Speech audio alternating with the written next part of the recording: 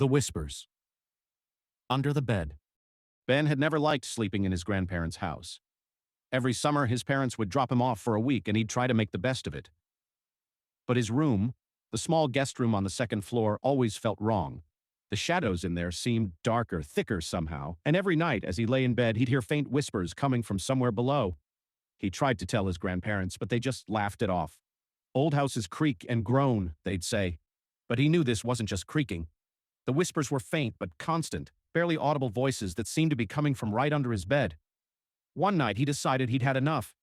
He was going to figure out where the sounds were coming from. He turned off the light and lay there in the darkness, listening. The whispers started, soft and rhythmic, like someone having a conversation just below the floorboards. Gathering his courage, he leaned over the edge of his bed and peered underneath. All he could see was darkness. But as he stared, he noticed something strange. A pair of eyes looking back at him, wide and glassy. And then he realized the whispers were getting louder. His heart raced, but he was too terrified to move. The eyes blinked, then slowly pulled back, disappearing into the blackness. Trembling, Ben jumped out of bed, ran to the door, and flipped on the light. Nothing was under the bed. Just an empty, dusty floor. The next night, Ben kept the light on, determined to stay awake. But around midnight, the light flickered and went out, plunging the room into darkness. Almost immediately, the whispers started again, louder this time, and he could hear them right below him, as if whatever was speaking was waiting. He held his breath, listening, as a new sound joined in, a scraping, dragging noise like someone was trying to pull themselves out from beneath his bed.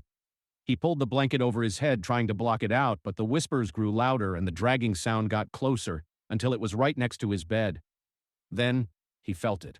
A bony, cold hand reaching up, pressing against his mattress. Frozen with fear, he squeezed his eyes shut, hoping it would go away. But then a raspy voice, clear as day, whispered into his ear, "Found you." The next morning, Ben's grandparents found his bed empty. His suitcase, his clothes, and all his belongings were still there, but he was gone. When the police arrived to investigate, one officer decided to check under the bed, and there, scratched into the floorboards, was a single word, "Mine."